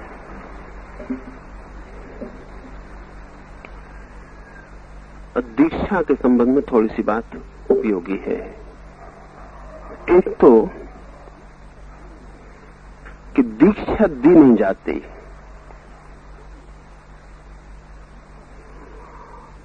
दीक्षा दी भी नहीं जा सकती। दीक्षा घटित होती है, वो एक हैपनिंग है। कोई व्यक्ति महावीर के पास है, कभी कभी वर्षों लग जाते हैं दीक्षा होने में, क्योंकि महावीर कहते हैं रुको, सांस रहो, चलो, उठो, बैठो, इस तरह जियो, इस तरह ध्यान में प्रवेश करो, इस तरह उठो, इस तरह बैठो, ऐसा जियो। एक घड़ी है ऐसी जब वो व्यक्ति तैयार हो जाता है, और तब महावीर सिर्फ माध्यम रह जाते हैं। बल्कि माध्यम कहना भी शायद ठीक नहीं, बहुत गहरे में सिर्फ साक्षी, एक विटनेस रह जाते, एक गवाह रह जाते। उनके सामने दीक्षा घटित होती। दीक्षा सदा परमात्मा से है, महावीर के समक्ष घटित होती है। लेकिन निश्चित ही जिस पर घटित होती है उसको तो महावीर दिखाई पड़ते हैं, परमात्मा दिखाई नहीं पड़ता। उसे तो सामने महावीर दिखाई पड़ते हैं, और महावीर के साथ में ही उस पर घटित होती है। स्वभावतः वो महावीर के प्रति अनुग्रहित होता, ये उचित है। लेकिन महावीर उसके अनुग्रह को स्वीकार नहीं करते, क्योंकि वे तो तभी स्वीकार कर सकते हैं जबकि वे मानते हो कि मैंने दीक्षा दी। इसलिए दो तरह की दीक्षाएं, एक दीक्षा तो वो जो घटित होती है जिसे मैं दीक्षा कहता हूं, वो इनिशिएशन है। जिसमें तुम परमात्मा से संबंधित हुए, तुम्हारी जीवन यात्रा बदली, तुम और हो गए, तुम अब वही नहीं हो जो थे, तुम्हारा सब रूपांतरित हो गया, तुम्हें कुछ नया दिखा, तुम में कुछ नया घटित हुआ, तुम में कुछ नई किरण आई, तुम्हारा सब कुछ और हो गया है। एक तो ये दीक्षा है जो जिसको हम गुरु कहते हैं, वो सिर्फ विटनेस की तरह, गवाही की तरह खड़ा होता है, और वो सिर्फ इतना ही बता सकेगा कि हां दीक्षा हो गई, क्योंकि वो पूरा देख रहा है, तुम आधे देख रहे हो, तुम पर जो हो रहा है वो दिखाई पड़ रहा है, उसे वो भी दिखाई पड़ रहा है जिससे हो रहा है। इसलिए तुम पक्के गवाह नहीं हो सकते कि हुई घटना कि नहीं हुई। तुम इतने कह सकते हो बहुत कुछ रूपांतरण हुआ, लेकिन दीक्षा हुई कि नहीं, मैं स्वीकृत हुआ या नहीं। दीक्षा का मतलब है हैव आई बीन एक्सेप्टेड, क्या मैं चुन लिया गया, क्या मैं स्वीकृत हो गया उस परमात्मा को, क्या अब मैं मानूं कि मैं उसका हो गया। अपनी तरफ से तो मैंने छोड़ा, उसकी तरफ से ही मैं ले लिया गया हूं या नहीं। लेकिन इसका तुम्हें एकदम से पता नहीं चल सकता। तुम्हें थोड़े अंतर तो पता चलेंगे, लेकिन पता नहीं ये अंतर काफी है या नहीं। तो वो जो दूसरा आदमी है जिसको हम गुरु कहते रहे हैं, वो इतना जान सकता, उसे दोनों घटनाएं दिखाई पड़ रही। सम्यक दीक्षा दी नहीं जाती, ली भी नहीं जाती, परमात्मा से घटित होती है। तुम सिर्फ ग्राहक होते हो, और जिसे तुम गुरु कहते हो वो सिर्फ साक्षी और गवाह होता है। दूसरी दीक्षा जिसको हम फॉल्स इनिशिएशन कहें, झूठी दीक्षा कहें, वो दी जाती है और ली जाती है। उसमें ईश्वर बिल्कुल नहीं होता है, उसमें गुरु और शिष्य ही होते हैं। गुरु देता है और शिष्य लेता है, लेकिन तीसरा और असली मौजूद नहीं होता। जहां दो मौजूद हैं, सिर्फ गुरु और शिष्य, वहां दीक्षा झूठी होगी। जहां तीन मौजूद हैं, गुरु, शिष्य और वो भी जिससे दीक्षा घटित होगी, वहां सब बात बदल जाएगी। तो ये जो दीक्षा देने का उपक्रम है, ये अनुचित है। अनुचित ही नहीं, खतरनाक है, घातक है, क्योंकि इस दीक्षा के भ्रम में वो दीक्षा कभी घटित ना हो पाएगी। अब तुम तो इस भ्रम में जियोगे कि दीक्षा हो गई। अब एक साधु मेरे पास आए, अब वो दीक्षित हैं किसी के, कहते हैं फला गुरु का दीक्षित हूं, ध्यान सीखने आपके पास आया हूं। तो मैंने कहा दीक्षा किस लिए ली? और जब दीक्षा में ध्यान भी नहीं आया तो और क्या मिला है दीक्षा में? वस्त्र मिल गए, नाम मिल गया। और जब ध्यान अभी खोजना पड़ रहा है तो दीक्षा कैसे हो गई? क्योंकि सच तो यह है कि ध्यान के बाद ही दीक्षा हो सकती है। दीक्षा के बाद ध्यान का कोई मतलब नहीं है। एक आदमी कहता है मैं स्वस्थ हो गया हूं, और डॉक्टरों के दरवाजों पर घूम रहा और कहता है कि मुझे दवा चाहिए।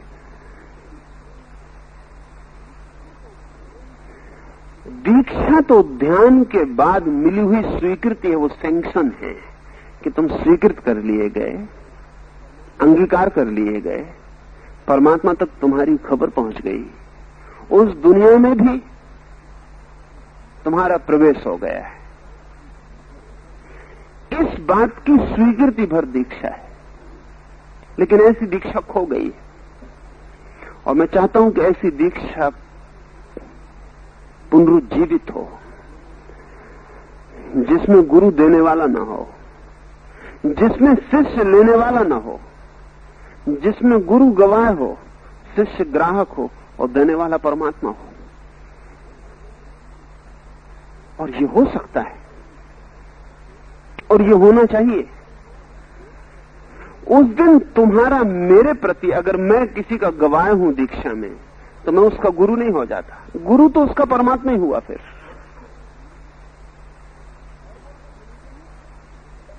और वो अगर अनुग्रहित है तो ये उसकी बात है, लेकिन अनुग्रह मांगना बेमानी है, स्वीकार करने का भी कोई अर्थ नहीं है।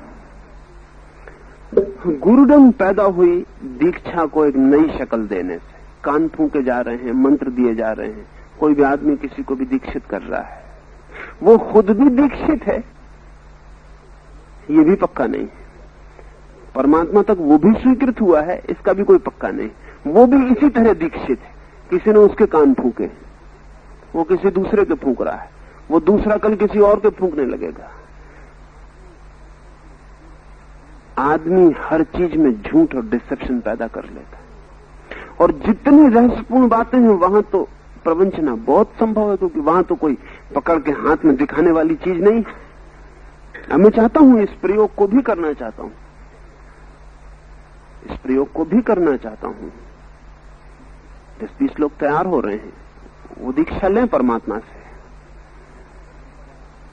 बाकी लोग जो मौजूद हों वो गवाह हों, बस वो इतना कह सकें कि उनको दिखाई, इतना बता सकें कि ऊपर तक स्वीकृत बात हो गई कि नहीं हो गई, उतना काम है।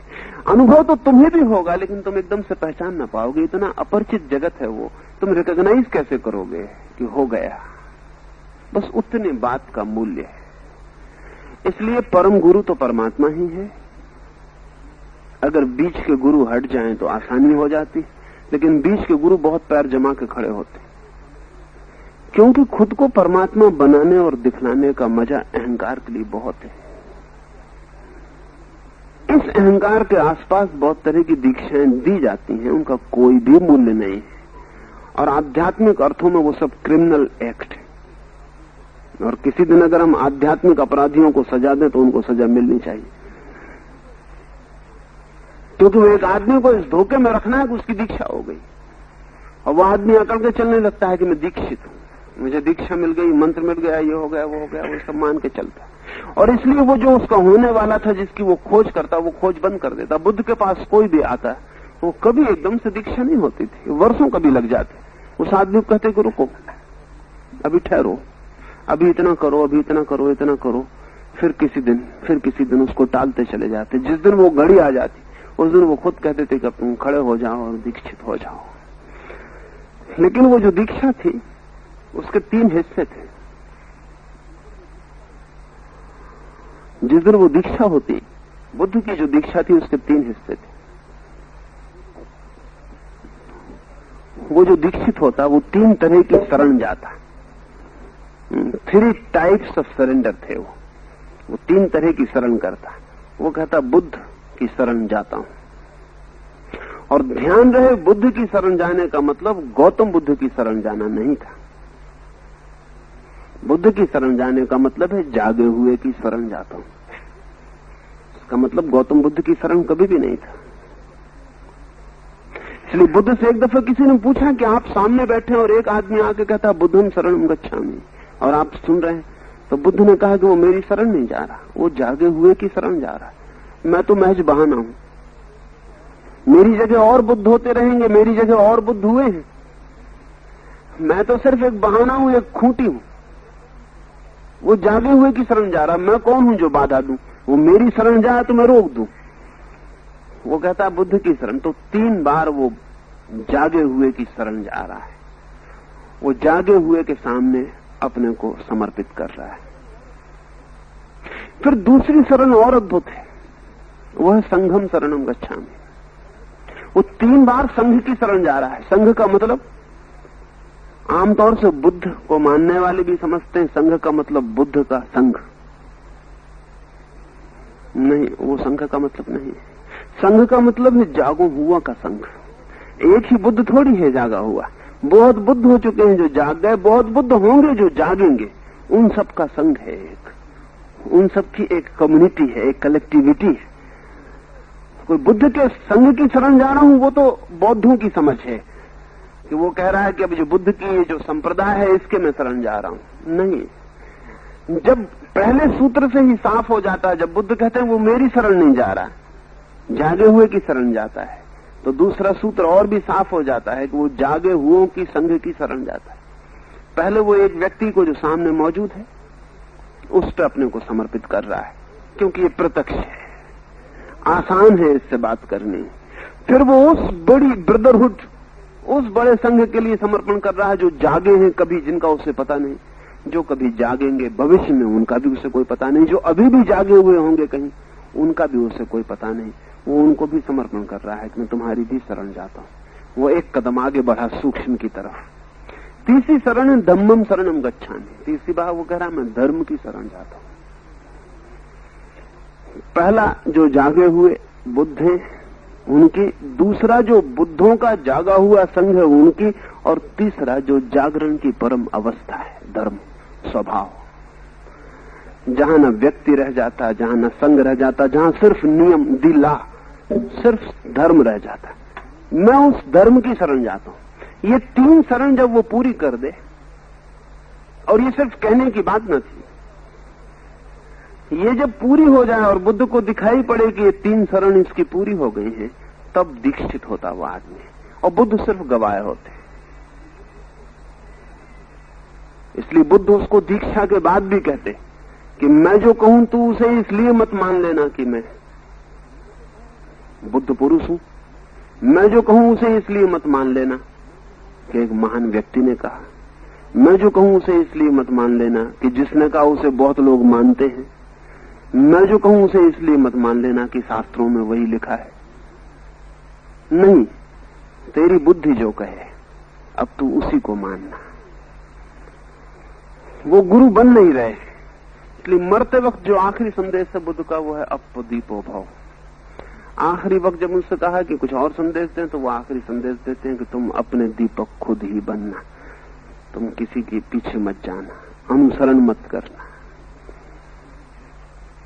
बी ए लाइट अनटू योरसेल्फ, अपदीपो भव, अपने दिए खुद बन जाना। बस ये मेरी आखिरी संदेश है। तो ऐसा व्यक्ति गुरु नहीं बनता, ऐसा व्यक्ति साक्षी है, गवाह है। जीसस ने बहुत जगह ये बात कही है कि जिस दिन निर्णय होगा मैं तुम्हारी गवाही रहूंगा। जीसस बहुत जगह ये बात कहे हैं, क्या है, जिस दिन अंतिम निर्णय होगा मैं तुम्हारी गवाही रहूंगा। अंतिम निर्णय के वक्त में कहूंगा कि हाँ, ये आदमी जागने की आकांक्षा किया था, यह आदमी परमात्मा के लिए समर्पण की आकांक्षा किया था। ये तो प्रतीक में कहना है, लेकिन क्राइस्ट ये कह रहे हैं कि मैं गवाही हूं, मैं तुम्हारा गुरु नहीं हूं। गुरु कोई भी नहीं है। इसलिए जिस दीक्षा में कोई आदमी गुरु बन जाता हो, उस दीक्षा से सावधान होना जरूरी है। और जिस दीक्षा में परमात्मा ही सीधा, इमीडिएट और डायरेक्ट संबंध में आता हो, वो दीक्षा बड़ी अनूठी है। और ध्यान रहे कि दूसरी दीक्षा में न तो किसी को घर छोड़ के भागने की जरूरत है, न इस दूसरी दीक्षा में किसी को हिंदू, मुसलमान, ईसाई होने की जरूरत है, न इस दूसरी दीक्षा में किसी से बंधने की कोई जरूरत है। इसमें तुम अपनी परिपूर्ण स्वतंत्रता में जैसे हो, जहां हो, वैसे ही रह सकते हो। सिर्फ भीतर तुम्हारी बदलाहट शुरू हो जाएगी। लेकिन वो जो पहली झूठी दीक्षा है, उसमें तुम किसी धर्म से बंधोगे, हिंदू बनोगे, मुसलमान बनोगे, ईसाई बनोगे, किसी संप्रदाय के हिस्से बनोगे, कोई पंथ, कोई मान्यता, कोई डॉगमेटिज्म तुम्हें पकड़ेगा, कोई आदमी, कोई गुरु, वो सब तुम्हें पकड़ लेंगे, वो तुम्हारी स्वतंत्रता की हत्या कर देंगे। जो दीक्षा स्वतंत्रता ना लाती हो वो दीक्षा नहीं, जो दीक्षा परम स्वतंत्रता लाती है वही दीक्षा है।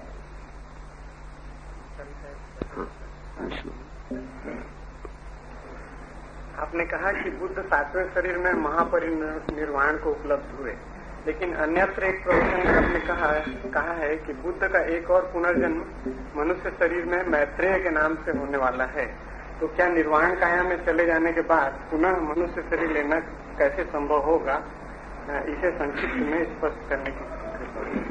ये जरा कठिन बात है, इसलिए मैंने कल छोड़ दी थी, क्योंकि इसको लंबी ही बात करनी पड़े, लेकिन फिर भी थोड़े में समझ लें। 7वें शरीर के बाद वापस लौटना संभव नहीं। 7वें शरीर की उपलब्धि के बाद पुनरागमन नहीं है, वो पॉइंट ऑफ नो रिटर्न है, वहां से वापस नहीं आया जा सकता। लेकिन दूसरी बात सही है जो मैंने कही है कि बुद्ध कहते हैं कि मैं एक बार और आऊंगा मैत्रेय के शरीर में, मैत्रेय नाम से एक बार और वापस लौटूंगा। अब ये दोनों ही बातें तुम्हें विरोधी दिखाई पड़ेंगी, क्योंकि मैं कहता हूं सातवें शरीर के बाद कोई वापस नहीं लौट सकता। और बुद्ध का ये वचन है कि वो वापस लौटेंगे और बुद्ध सातवें शरीर को उपलब्ध होकर महानिर्वाण में समाहित हो गए। तब ये कैसे संभव होगा, इसका दूसरा ही रास्ता है। असल में सातवें शरीर में प्रवेश के पहले, अब तुम्हें थोड़ी सी बात समझनी पड़े, जब हमारी मृत्यु होती है तो भौतिक शरीर गिर जाता है, लेकिन बाकी कोई शरीर नहीं गिरता। मृत्यु जो हमारी होती है तो भौतिक शरीर गिरता है, बाकी 6 शरीर हमारे साथ रहते हैं। जब कोई 5वें शरीर को उपलब्ध होता है तो शेष 4 शरीर गिर जाते हैं और 3 शरीर शेष रह जाते हैं, 5वां, 6वां और 7वां। 5वें शरीर की हालत में यदि कोई चाहे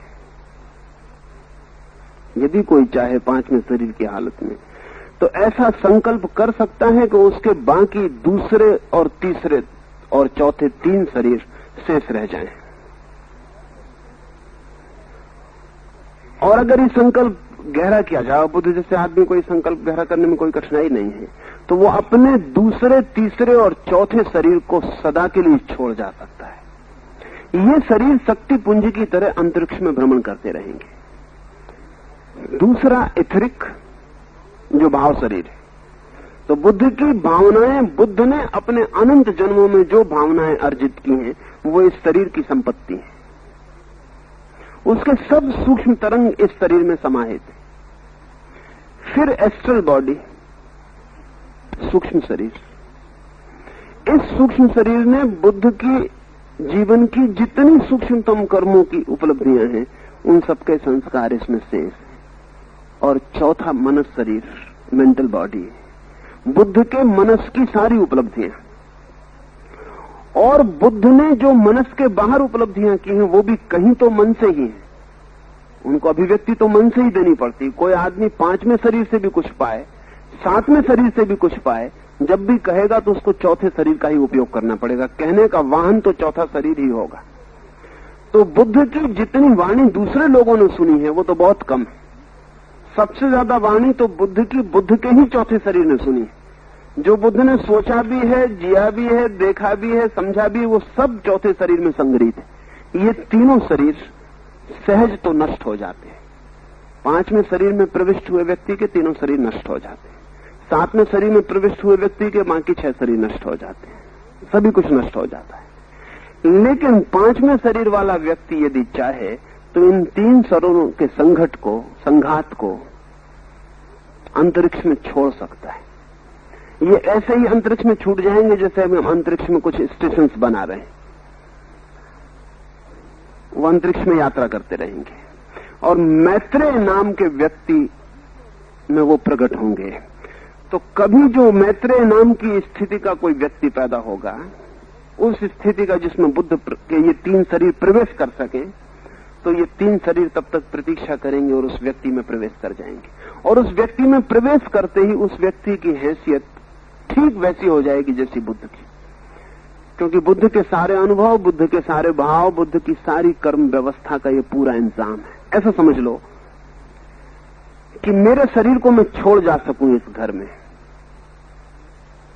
सुरक्षित कर जा सकूं। जैसे अभी अमेरिका में एक आदमी मरा कोई 3 साल पहले, 4 साल पहले, तो वो कोई करोड़ों डॉलर का ट्रस्ट कर गया है और कह गया है कि मेरे शरीर को तब तक बचाया जाए जब तक साइंस इस हालत में ना आ जाए कि उसको पुनरुज्जीवित कर सके। तो उसके शरीर पर लाखों रुपए खर्च हो रहा है। उसको बिल्कुल वैसे ही सुरक्षित रखना है, उसमें जरा भी खराबी ना हो जाए। उस समय तक आशा है कि इस सदी के पूरे होते होते तक शरीर को पुनरुज्जीवित करने की संभावना प्रकट हो जाएगी। तो इधर 30-40 साल उसके शरीर को ऐसा सुरक्षित रखना जैसा कि वो मरते वक्त था, उसमें जरा भी डिटोरिएशन ना हो जाए। तो ये शरीर बचाया जा रहा है। ये वैज्ञानिक प्रक्रिया है। और अगर इस सदी के पूरे होते होते तक हम शरीर को पुनरुज्जीवित कर सके तो वो शरीर पुनरुज्जीवित हो जाएगा निश्चित ही। उस शरीर को दूसरी आत्मा उपलब्ध होगी, वही आत्मा उपलब्ध नहीं हो सकती। लेकिन शरीर ये रहेगा, उसकी आंखें ये रहेंगी उसके चलने का ढंग ये रहेगा, उसका रंग ये रहेगा, उसका नाक नक्शा ये रहेगा, इस शरीर की आदतें उसके साथ रहेंगी। एक अर्थ में वो उस आदमी को रिप्रेजेंट करेगा इस शरीर से। और अगर वो आदमी सिर्फ भौतिक शरीर पर ही केंद्रित था, जैसा कि होना चाहिए, नहीं तो भौतिक शरीर को बचाने की इतनी आकांक्षा नहीं हो सकती। अगर वो सिर्फ भौतिक शरीर ही था, बाकी शरीरों का उसे कुछ पता भी नहीं था, तो कोई भी दूसरी आत्मा बिल्कुल एक्ट कर पाएगी, वो बिल्कुल वही हो जाएगी। और वैज्ञानिक दावा भी करेंगे कि वही आदमी हो गया, इसमें कोई फर्क नहीं। उस आदमी की सारी स्मृतियां जो इसके भौतिक ब्रेन में संरक्षित होती हैं, वो सब जग जाएंगी। वो फोटो पहचान के बता सकेगा कि मेरी माँ की फोटो, वो बता सकेगा कि मेरे बेटे की फोटो। ये सब मर चुके हैं तब तक, लेकिन वो फोटो पहचान लेगा। वो अपना गांव पहचान के बता सकेगा कि ये रहा मेरा गांव जहां मैं पैदा हुआ था, और ये रहा मेरा गांव जहां मैं मरा था, और ये लोग थे जब मैं मरा था तो जिंदा था। लेकिन ये आत्मा दूसरी, लेकिन ब्रेन के पास जो मेमोरी कंटेंट है वो दूसरा है। अभी वैज्ञानिक कहते हैं कि हम बहुत जल्दी स्मृति को ट्रांसप्लांट कर पाएंगे। ये संभव हो जाएगा, इसमें कठिनाई नहीं मालूम होती। एक, अगर मैं मरूं तो मेरी अपनी एक स्मृति है, और बड़ी संपत्ति खोती है दुनिया की, क्योंकि मैं मरता हूं तो मेरी सारी स्मृति खो जाती है। अगर मेरी सारी स्मृति की पूरी टेप, पूरी मेरा यंत्र मेरे मरने के साथ बचा लिया जाए, जैसे हम आंख बचा लेते हैं, अब कल तक आंख ट्रांसप्लांट नहीं होती थी, अब हो जाती, तो कल मेरी आंख से कोई देख सकेगा। सदा मैं ही देखूं, अब ये बात गलत है। अब मेरी आंख से कल कोई दूसरा भी देख सकेगा। और सदा मेरे हृदय से मैं ही प्रेम करूं, ये भी गलत है। कल कोई मेरे हृदय से दूसरा भी प्रेम कर सकेगा। अब हृदय के संबंध में बहुत वायदा नहीं किया जा सकता कि मेरा हृदय सदा तुम्हारा रहेगा। वैसा वायदा करना बहुत मुश्किल, क्योंकि ये हृदय किसी और के भीतर से किसी और को वायदा कर सकेगा, इसमें कोई कठिनाई नहीं रह गई। ठीक ऐसे ही कल स्मृति भी ट्रांसप्लांट हो जाएगी। वो सूक्ष्म है, बहुत डेलिकेट है, इसलिए देर लग रही है और देर लगेगी। लेकिन कल मैं मरूं तो जैसे मैं आज अपनी आंख दे जाता हूं आइस बैंक को, ऐसे मैं मेमोरी बैंक को अपनी स्मृति दे जाऊं और कहूं कि मरने के पहले मेरी सारी स्मृति बचा ली जाए और किसी छोटे बच्चे पर ट्रांसप्लांट कर दी जाए। तो जिस छोटे बच्चे को मेरी स्मृति दे दी जाएगी, मुझे जो बहुत कुछ जानना पड़ा वो उस बच्चे को जानना नहीं पड़ेगा, वो जानता हुआ बड़ा होगा, वो उसकी स्मृति का हिस्सा हो जाएगा, वो उसको एब्जॉर्ब कर जाएगा। इतनी बातें वो जानेगा ही, और तब बड़ी मुश्किल हो जाएगी, क्योंकि मेरी स्मृतियां उसकी स्मृतियां हो जाएंगी और वो कई मामलों में ठीक मेरे जैसे उत्तर देगा और कई मामलों में ठीक वो मेरी जैसी पहचान दिखलाएगा, क्योंकि उसके पास ब्रेन के पास मेरा ब्रेन है। मेरा मतलब सुन रहे ना तुम? तो बुद्ध ने एक दूसरी दिशा में प्रयोग किया है, और भी लोगों ने प्रयोग किए हैं, और वो वैज्ञानिक नहीं है, वो अकल्ट है। उसमें दूसरे, तीसरे और चौथे शरीर को संरक्षित करने की कोशिश की गई है। बुद्ध तो विलीन हो गए, वो जो आत्मा थी, वो जो चेतना थी जो इन शरीरों के भीतर जीती थी, वो तो खो गई सातवें शरीर से। लेकिन खोने के पहले वो इंतजाम कर गई कि 3 शरीर न मरे। वो इनको संकल्प की एक गति दे गई। समझ लो कि मैं एक पत्थर फेंकूं जोर से, इतने जोर से फेंकूं कि पत्थर 50 मील जा सके, मैं मर जाऊं, लेकिन इससे पत्थर नहीं गिर जाएगा। जो ताकत मैंने उसको दी है वो 50 मील तक चलेगी। पत्थर ये नहीं कह सकता कि वो आदमी मर गया, जिसने मुझे ताकत दी थी, तब मैं कैसे चलूं? पत्थर को जो ताकत दी गई थी 50 मील चलने की, वो 50 मील चलेगा। अब मेरे मरने जीने से कोई संबंध नहीं, मेरी ताकत उस पत्थर को लग गई, वो अब काम करेगा। मेरा मतलब समझे ना? बुद्ध जो ताकत दे गए हैं उन 3 शरीरों को जीवित रहने की, वो 3 शरीर जिएंगे, और वो समय भी बता गए हैं कि वो कितनी देर तक, यानी वो वक्त करीब है जब मैत्रेय को जन्म लेना चाहिए। कृष्णमूर्ति पर वही प्रयोग किया गया था कि इनकी तैयारी की जाए, वो 3 शरीर इनको मिल जाएं। कृष्णमूर्ति के एक बड़े भाई थे नित्यानंद, पहले उन पर भी वो प्रयोग किया गया, लेकिन नित्यानंद की मृत्यु हो गई। वो मृत्यु इसी में हुई, क्योंकि बहुत अनूठा प्रयोग था, और इस प्रयोग को आत्मसात करना एकदम आसान बात नहीं थी। कोशिश ये की गई कि नित्यानंद के 3 शरीर खुद के तो अलग हो जाएं और मैत्रेय के 3 शरीर उनमें प्रवेश कर जाएं। नित्यानंद तो मर गया। फिर कृष्णमूर्ति पर भी वही कोशिश चली। वो भी कोशिश यही थी कि इनके 3 शरीर हटा दिए जाएं और रिप्लेस कर दिए जाएं। वो भी नहीं हो सका। फिर और एक दो लोगों पर, जॉर्ज अरेंडेल पर भी वही कोशिश की गई कि वो, क्योंकि कुछ लोगों को इस बात का, जैसे ब्लेविट्स्की इस सदी में ऑकल्ट के संबंध में जानने वाली शायद सबसे गहरी समझदार औरत थी। उसके बाद एनी बेसेंट के पास बहुत समझ थी, लीड बीटर के पास बहुत समझ थी। इन लोगों के पास कुछ समझ थी जो इस सदी में बहुत कम लोगों के पास है। इनकी बड़ी चेष्टा ये थी कि वो 3 शरीरों को जो शक्ति दी गई थी उसके छीन होने का समय आ रहा है। अगर मैत्रेय जन्म नहीं लेता तो वो शरीर बिखर सकते हैं। अब उनको जितने जोर से फेंका गया था वो पूरा हो जाएगा, और किसी को अब तैयार होना चाहिए कि वो उन 3 शरीरों को आत्मसात कर ले। जो व्यक्ति भी उनको तीनों को आत्मसात कर लेगा वो ठीक एक अर्थ में बुद्ध का पुनर्जन्म होगा। एक अर्थ में, मेरा मतलब समझे, बुद्ध की आत्मा नहीं लौटेगी, इस व्यक्ति की आत्मा बुद्ध के शरीर ग्रहण करके बुद्ध का काम करने लगेगी, एकदम बुद्ध के काम में संलग्न। इसलिए हर कोई व्यक्ति नहीं हो सकता इस स्थिति में। जो होगा भी वो भी करीब करीब बुद्ध के पास पहुंचने वाली चेतना होनी चाहिए, तभी उन 3 शरीरों को आत्मसात कर पाएगी, नहीं तो मर जाएगी। तो जो असफल हुआ सारा का सारा मामला, वो इसलिए असफल हुआ कि उसमें बहुत कठिनाई है, लेकिन फिर भी अभी भी चेष्टा चलती है। अभी भी कुछ छोटे से एजोटेरिक सर्कल इसकी कोशिश में लगे हुए हैं कि किसी बच्चे को वो 3 शरीर मिल जाए, लेकिन अब उतना व्यापक प्रचार नहीं चलता। प्रचार से नुकसान हुआ। कृष्णमूर्ति के साथ संभावना थी कि शायद वो 3 शरीर कृष्णमूर्ति में प्रवेश कर जाते, उनके पास उतनी पात्रता थी, लेकिन इतना व्यापक प्रचार किया गया, प्रचार शुभ दृष्टि से ही किया गया था कि जब बुद्ध का आगमन हो तो वो फिर से रिकॉग्नाइज हो सके।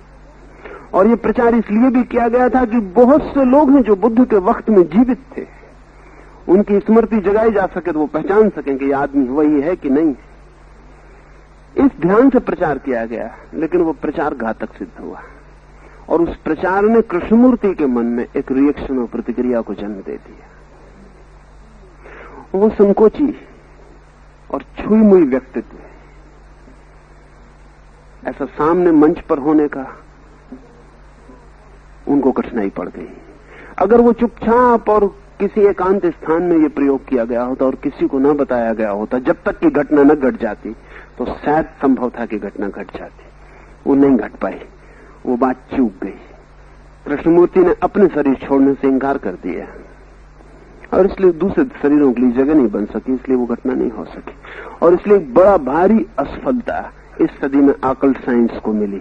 इतना बड़ा एक्सपेरिमेंट भी कभी बहुत नहीं किया गया था, तिब्बत को छोड़कर कहीं भी नहीं किया गया था।